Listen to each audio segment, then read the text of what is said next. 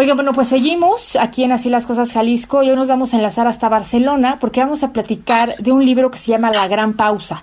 Una gran pausa que es la que tenemos ahorita con esto de la pandemia del COVID-19 y sobre todo este libro nos habla de lo que vendrá después, de lo que nos espera y qué es lo que todos nos hemos preguntado. Me voy a enlazar vía Zoom con el doctor José Ramón Calvo. Él es presidente del Instituto de Relaciones Internacionales de la Real Academia Europea de Doctores. Él también es médico de profesión y bueno, pues es el coordinador de esta obra. ¿Qué tal, doctor José Ramón? ¿Cómo está? Muy buena tarde para usted y acá buenos días.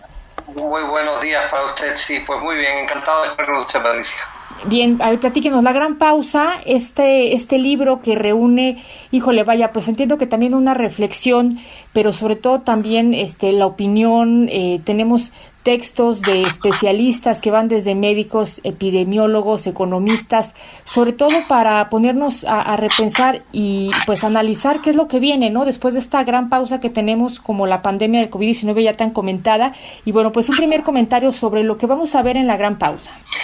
Bueno, La Gran Pausa es un libro básicamente pensado para reflexionar, no es un libro de datos actuales porque no pretendíamos eso y de hecho lo que queremos es que dentro de 3 años o 4 se pueda leer y todavía tenga igual de interés porque la idea fundamental es recopilar reflexiones sobre lo que ha pasado, lo que hemos aprendido y estamos aprendiendo, qué errores deberíamos evitar volver a cometer en diferentes campos y sobre todo qué lecciones de vida nos ofrece una crisis tan brutal y tan universal como esta que estamos viviendo. Eso es importante porque va a ser una obra que va a estar actual de aquí a 3 años para que nos dé una idea sobre lo que estamos viviendo ahorita. Sobre el tema de los errores, ¿cuáles podrían ser algunas reflexiones que nos pueda compartir, doctor, sobre lo que después de todo esto vamos a aprender, se nos va a quedar y no podemos volver a repetir? Mire, yo creo que hay 3 cosas o 4 cosas básicas que me parecen fundamentales que nunca más se vuelvan a dar. La primera es que nunca más volvamos a tener por parte de ningún gobierno recortes en el ámbito de la salud. Es decir, cuando haya una crisis financiera y económica como la que tenemos y la que va a haber, o la que hubo en el 2008, una de las primeras cosas que se recortó por muchos lugares fue el tema de la salud. Y eso se ha demostrado un grave error. Es decir, no se puede recortar en salud. Usted recorte en ministerios, usted en secretarías, usted recorte en vehículos oficiales, usted recorte donde le dé la gana, pero no toque el ámbito de la salud. Tampoco toque el ámbito de la educación. Es decir, necesitamos gente educada, porque cuando la gente es educada, la gente puede más fácilmente seguir las normas y por tanto hacer que sea más corto esta situación que estamos viviendo. Nosotros estamos viendo ahora que a pesar de los dramas, de las cifras brutales que hemos manejado en el mundo, ahora en cuanto se ha dado la menor oportunidad, ya hay muchísima gente que se ha olvidado de que esto está ahí todavía. En España acabamos de tener un rebrote en el norte de España y básicamente ha sido por una inmensa imprudencia por parte de algunas personas y algunos de ellos profesionales sanitarios, lo cual lo hace todavía más grave.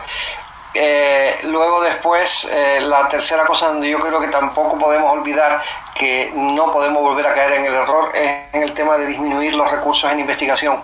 Es decir, este tipo de cosas necesitan personas que estén continuamente investigando y que tengan los fondos necesarios para hacerlo. Y por tanto yo creo que esas 3 cosas son básicas y hay una cuarta que a mí me gustaría también subrayar, que es que no podemos volver a olvidarnos de nuestros mayores. Es decir, en muchos lugares del mundo la pandemia se cebó fundamentalmente con las personas mayores. En México sé que los datos que se manejaban eran más entre población entre 40 y 60 años, sí. Pero en otros lugares del mundo, España entre ellos, la población más afectada tenía más de 70 años. Y esa población evidentemente pues ha sufrido además un drama, porque muchos han muerto pues aislados, solos, sin poder despedirse de nadie. Incluso ha habido que elegir a veces por falta de materiales sobre si podían vivir o no vivir, porque no había posibilidades de poner en las unidades de intensivos a jóvenes o a ancianos, porque no había para todos.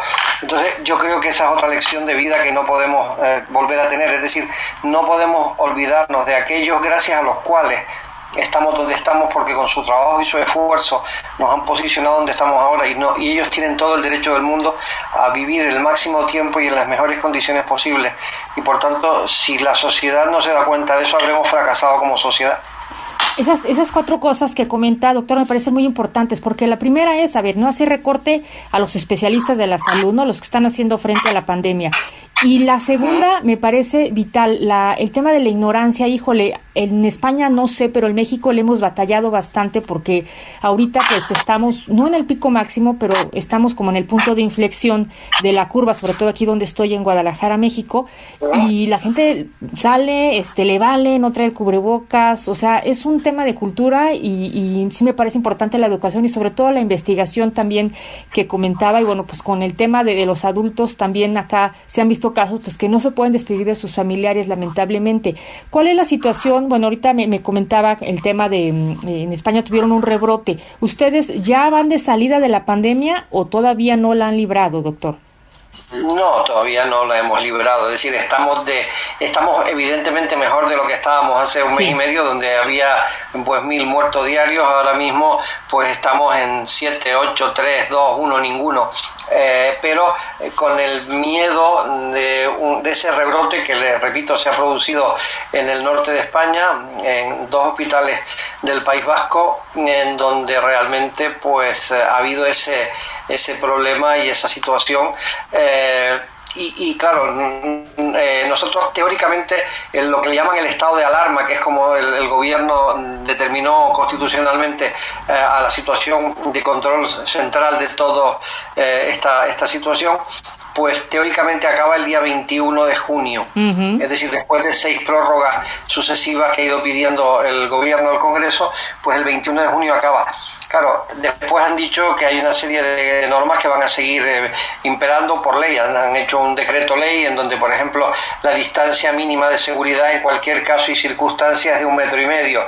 El uso de los cubrebocas es obligatorio en cualquier lugar público externo, etcétera. Hay una serie de cosas, por supuesto la recomendación del lavado de manos y esas cosas, pero el gran problema es que, por ejemplo, hoy se está discutiendo la vuelta a las escuelas en el mes de septiembre. Sí. Entonces, claro, dicen, hay que mantener la distancia de 1,5 metros de alumno a alumno, y muchas escuelas dicen, vale, ¿y eso cómo lo hago?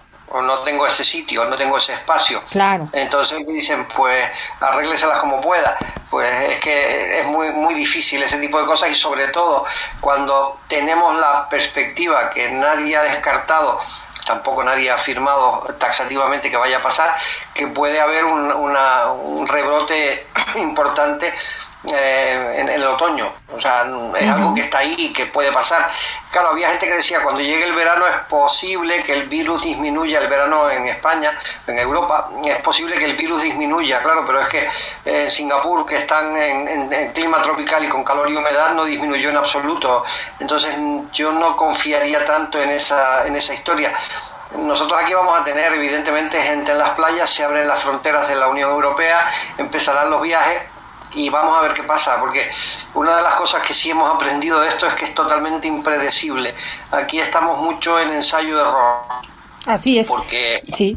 ¿Cuándo iniciaron con la pandemia? ¿En qué mes España entró con todo este tema de la crisis sanitaria? Vamos a ver, España declaró el estado de alarma el día 13 o 14 de marzo. Pero hay algún dato, y hay algún dato muy curioso, que los primeros virus detectados, que ha sido muy a posteriori, lo fueron en las aguas fecales de la ciudad de Barcelona. Y fue de una fecha del 15 de enero, es decir, el 15 de enero ya había algunas personas con virus suficientemente importantes como para que pudieran ser detectadas ahora, porque lo que han hecho ha sido retrospectivamente utilizar muestras de agua de las que toman cada día en lo que son las depuradoras, y entonces descubrieron que la primera muestra positiva a la COVID-19 fue fundamentalmente, o sea, el virus al SARS fue fundamentalmente el día 15 de enero. Es decir, que ya había circulando por Barcelona al menos, y seguramente por España, en enero había ya casos circulantes. Lo que pasa es que, bueno, probablemente algunos fueron totalmente asintomáticos, incluso alguna neumonía debió ser tratada o considerada como una neumonía estándar y no fue diagnosticada, entre otras cosas porque test de diagnósticos apenas había, con lo cual me imagino que efectivamente es potencialmente posible que desde finales de año o muy principios del año 2020 ya estuviéramos lanzando por ahí coronavirus.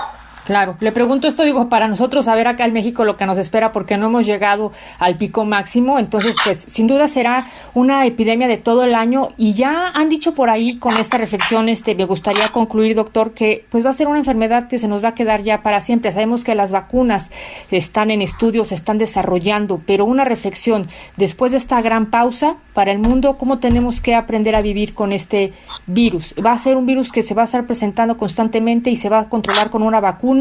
¿O cuál va a ser el escenario que nos espera desde su punto de vista médico?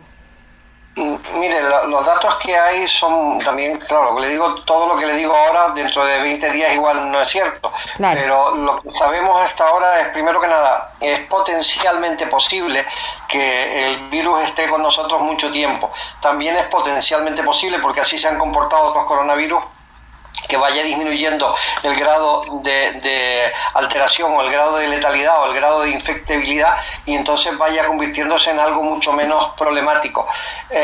Lo que sí está claro es que la vacuna, que la tendremos probablemente no antes de 18 meses, pues va a ser un antes y un después. Es decir, claramente la vacuna, pues si es eficaz, que esa es la primera cosa, si es segura y no provoca efectos secundarios, entonces tendremos un arma y probablemente entonces volvamos a tener una cierta normalidad de vida, aunque yo creo que hay algunas cosas que ya han llegado para quedarse.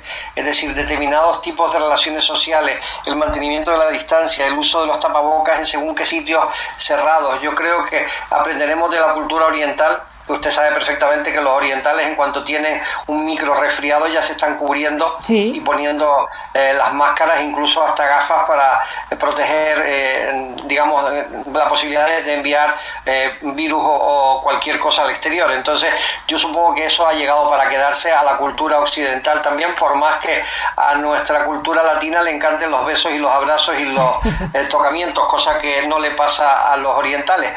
Pero bueno, yo creo que conviviremos con ese tipo de cosas, y mi gran esperanza es que efectivamente haya vacuna. Esa vacuna nos puede ayudar a volver a una cierta normalidad, y eso es de alguna forma lo que nosotros hemos pretendido reflejar de una forma o de otra en los diferentes capítulos de ese libro. Perfecto. Bueno, pues doctor, muchísimas gracias por su tiempo para W Radio acá en Guadalajara, en México, y pues vamos a seguir pendientes de la charla, muy interesante y sobre todo importante pues leer La Gran Pausa. Gracias. Gracias a usted, muy amable.